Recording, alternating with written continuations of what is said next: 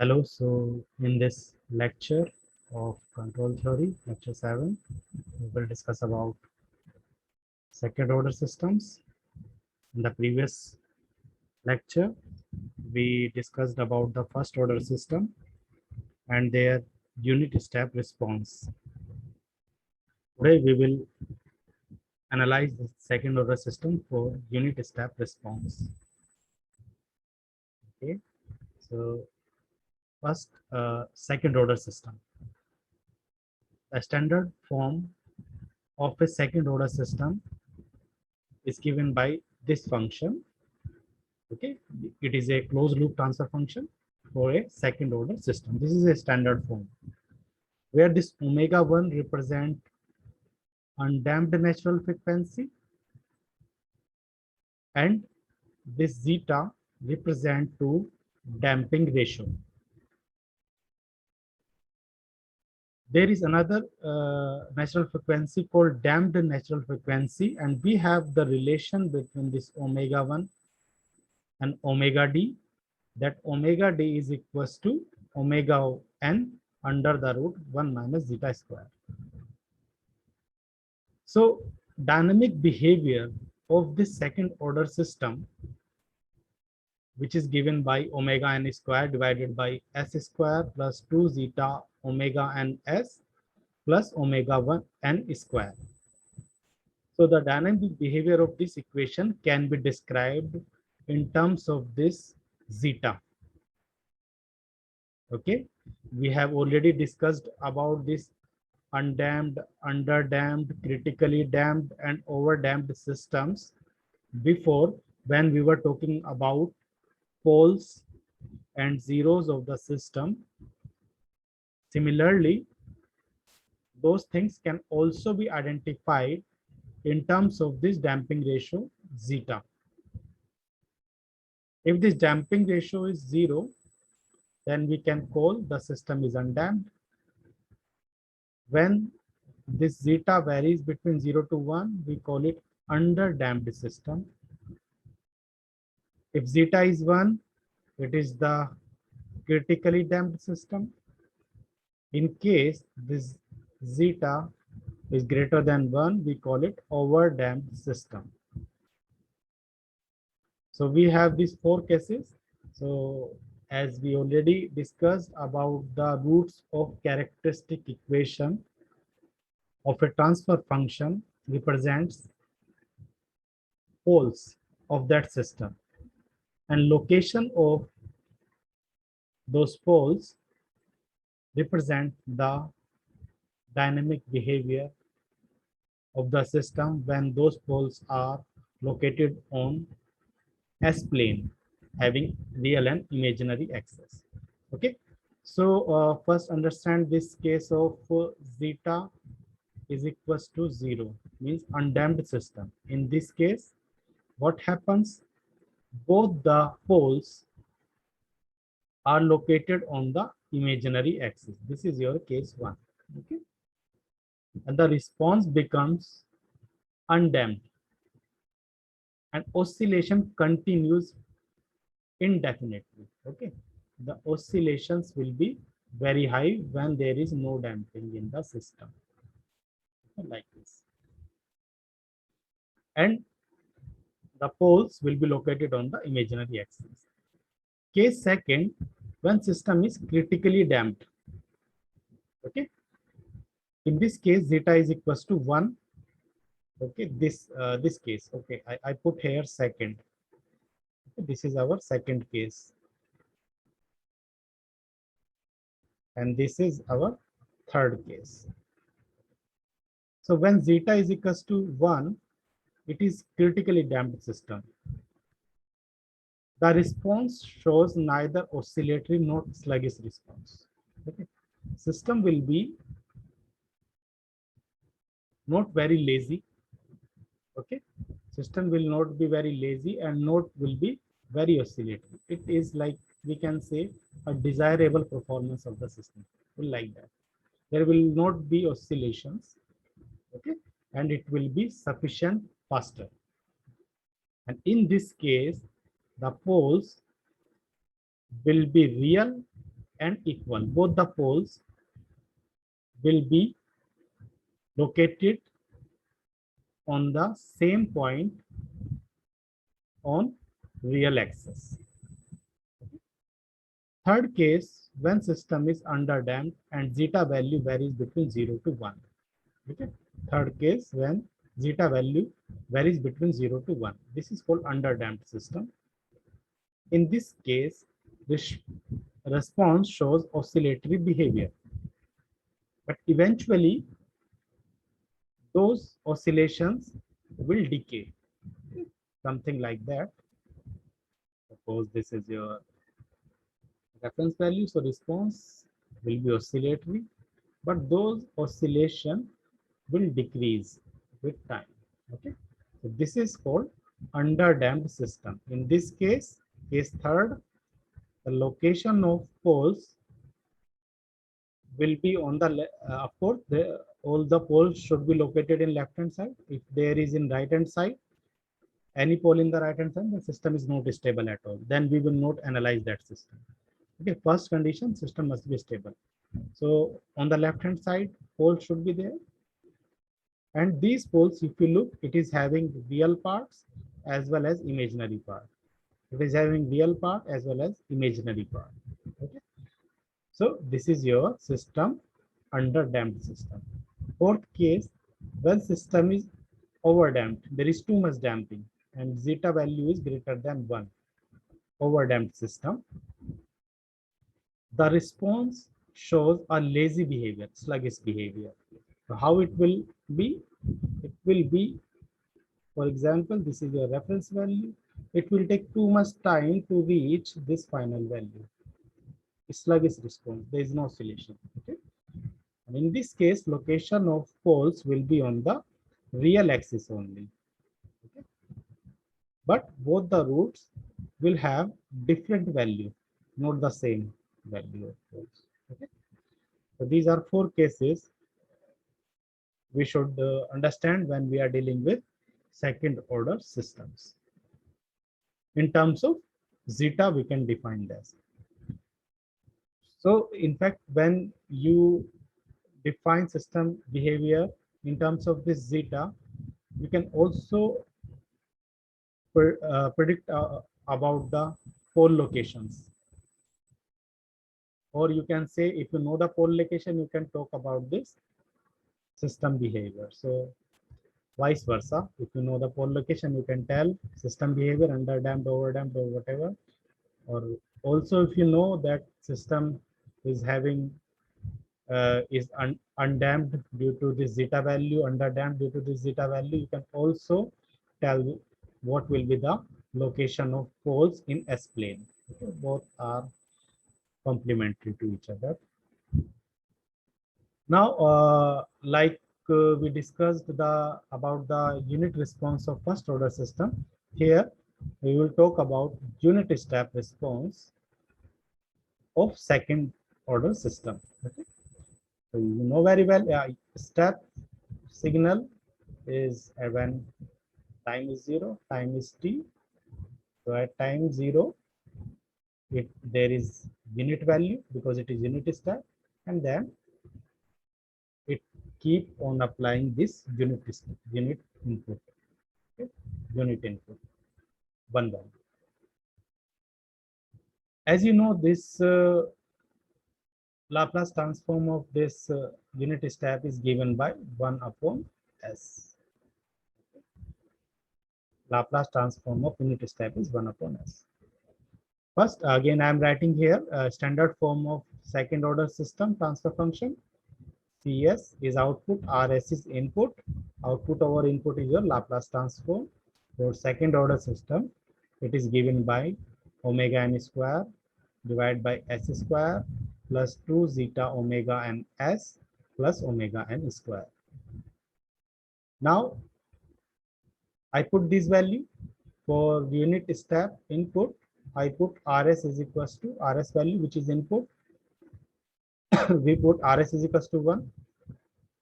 And since we are considering the case number 1, first case, which represent undamped system, so zeta will be 0.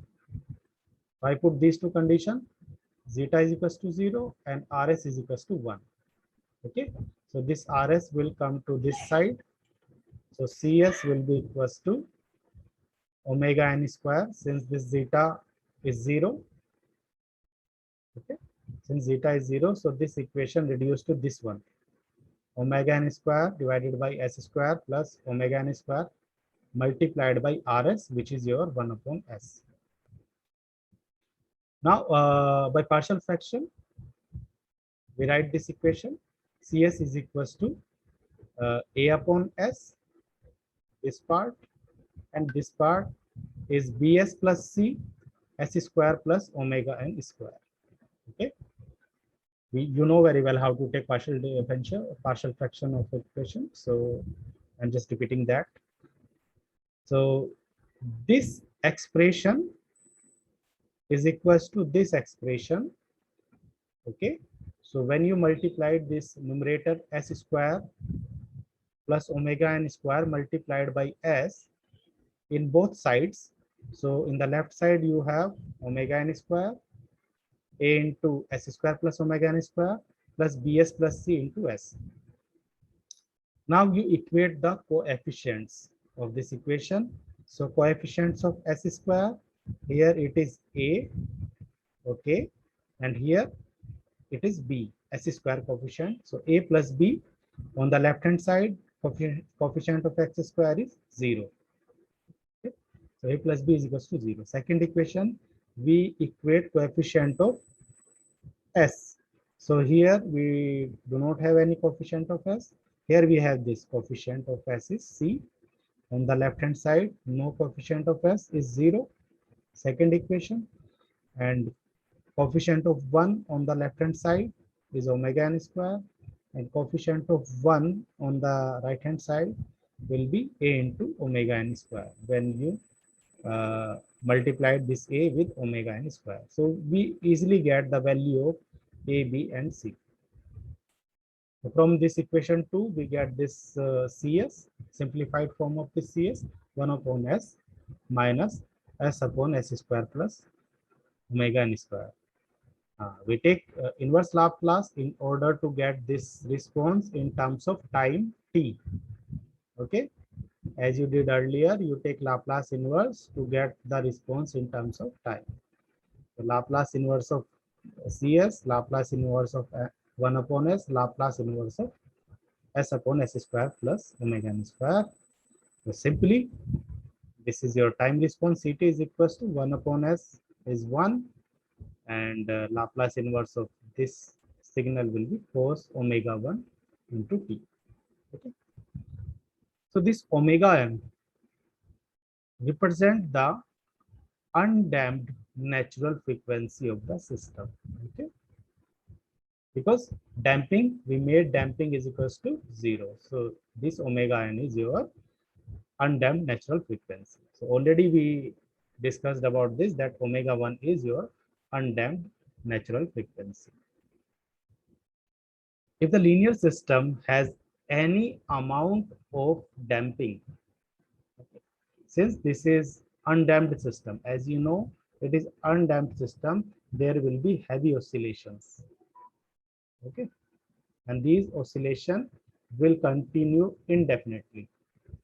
Okay, so if linear system has any amount of damping, then undamped natural frequency cannot be observed experimentally.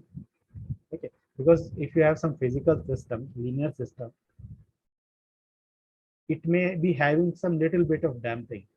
Okay, so undamped natural frequency you cannot measure, because whatever you will measure, that will be damped frequency. Okay, that will be, if you measure a frequency of a system experimentally, that will be damped, because there may be a little bit of oscillations in the system. Okay, little bit of damping in the system, sorry. The frequency may be observed is the damped natural frequency, and which is given by this relation. So there is a relation between damped and undamped natural frequency, where omega d is always less than, lower than the omega n. Okay, clear? So we did it for case number 1 when zeta is 0, undamped system. Now we go for case number 2. When zeta is 1, the system will be critically damped. Again, I am writing transfer function of the second order system, Cs over Rs, the standard form of that. And for critically damped system, I put zeta is equals to 1. Also, for unit step, this Rs will be 1 upon S. Sorry, it is 1 upon S. I put these two values in this equation. I get this equation final, omega n square, S square plus zeta is equals to 1. So 2 omega n S, omega n square into Rs, which is 1 upon S. Okay, so after simplification, we add, we make a perfect square of this. So it will be S plus omega n square, whole square. Now by partial fraction, so I write this A upon S, this term B upon S plus omega 1, C upon S plus omega n square. Okay, these are the standard method to get partial fraction of an equation. So I multiplied both sides with this denominator value. So left hand side we will have only omega n square, and right hand side it will be A into this, and Bs into S plus omega n plus Cs. Okay, so when you equate the coefficient of S square, coefficient of S, and coefficient of 1, okay, so easily you can obtain this constant parameter A, B, and C. A, B, and C. So when you put this A, B, and C in this equation, okay, in this equation, I get this final form of this equation. And of course, in order to get time response, we take Laplace inverse. Okay, the Laplace inverse of Cs, Laplace inverse of 1 upon S, Laplace inverse of this function, and Laplace inverse of that function. Okay, this function you know very well, it will be e raised to the power omega n. Okay, you know this thing. For this function, this is standard formula, factorial n divided by s minus a n plus 1. Laplace inverse of this function will be e raised to the power n and e raised to the power at. Okay, similarly, for this can be related to this formula, this function can be related to this formula. So this a will be equals to minus omega n. Okay, so here you will put minus omega n, and this a will be equals to 1. So here you will put 1. Okay, similarly, in this case, your a is omega n. Okay, your a is omega n, and n plus 1 is equals to 2, means n is equals to n plus 1 is equals to 2. So n will be equals to 1. So here you will be having 1. Okay, n is equals to will be 1. So when you relate this formula to this function, you get the Laplace inverse of this. Okay, this is this. Fine. You can more simplify, you take common this term. So finally, this is your second order system's response for applied unit step input. Okay, when the system is critically damped. When the system is critically damped. Now we move to other cases.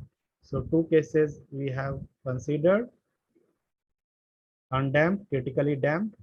Now we move to the underdamped and the overdamped system. We will not go in detailed derivation. You can do it in the same manner. but I just gave you some uh, some understanding about that this is your standard second order system, okay, which is a closed loop transfer function, okay, which is a closed loop system, which you can also write in this form. You can draw it in this form. So when you reduce this diagram, okay, and you get the final transfer function between CS over RS, okay, this will be this only. CS over RS will be this only, okay. So we have obtained unit step. We applied the unit step input of second order system for zeta is equals to 0 and zeta is equals to 1. Similarly, we can derive the unit step response of the second order system for underdamped system, where zeta value varies between 0 to 1, and overdamped system when zeta value is greater than 1, for two cases. Here I'm not going in the derivation, I'm directly writing the response, okay. If you want to derive, you can derive it in the same manner we did it, okay. What you do, you take RS on the right hand side and put RS value is equals to 1 upon S, okay, and you can solve the system using the partial fraction amount.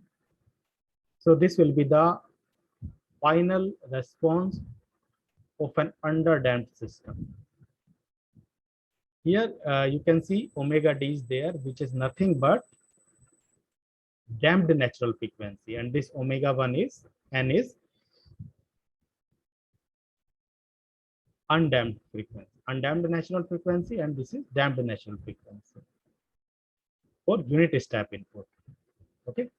Similarly, for unit step input, you can find the response of a second order system when it is overdamped, means zeta greater than 1. So here you will have this expression. It's a long expression, okay. Zeta square, this is natural frequency, okay. You have another term like this. So it is a long expression, but you can derive it. So derivation for this case is third and fourth.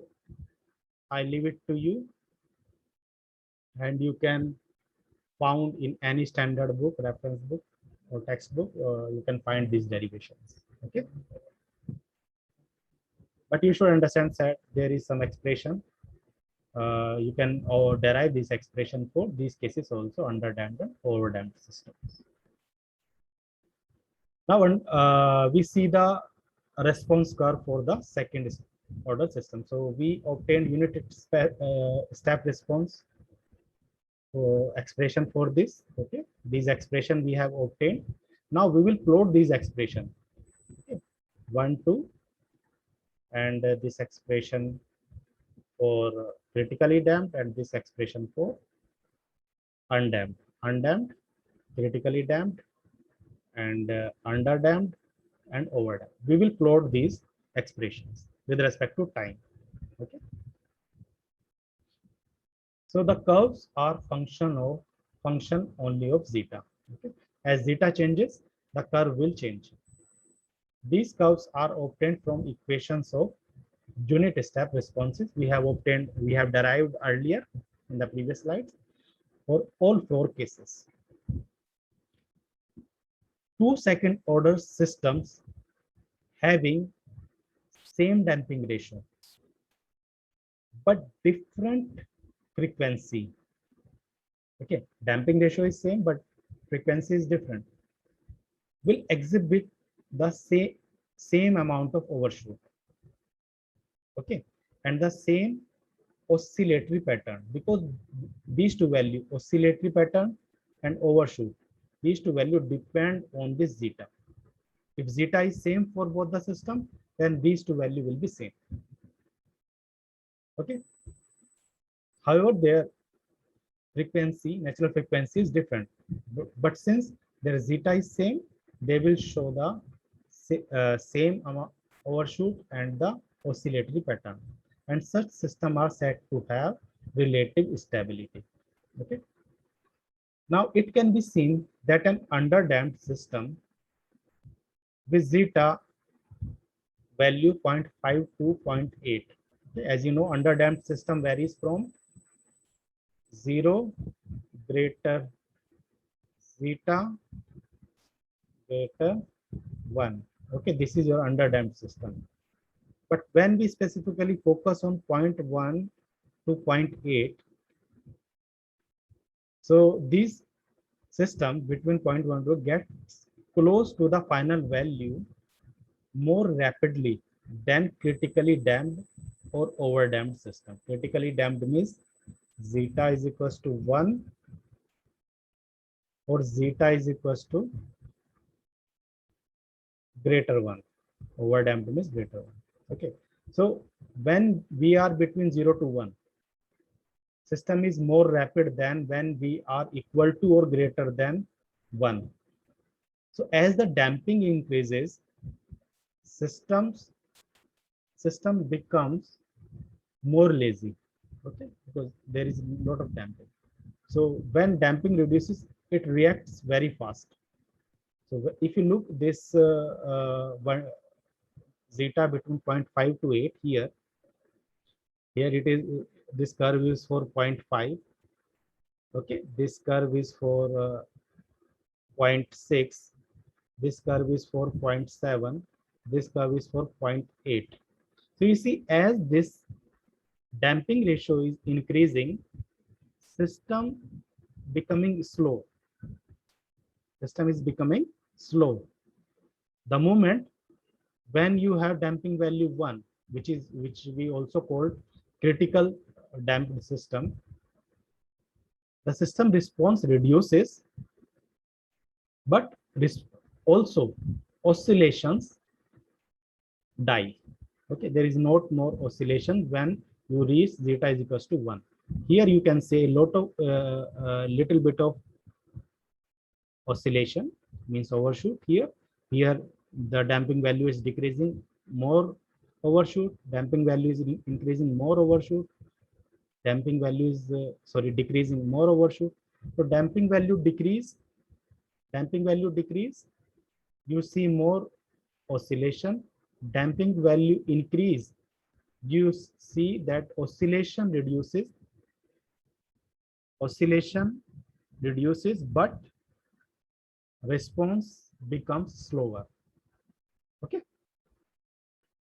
among the systems responding without oscillation, a critically damped system exhibits the fastest response. Okay, without oscillation. So when oscillations are 0, then the moment this becomes 1, zeta becomes 1.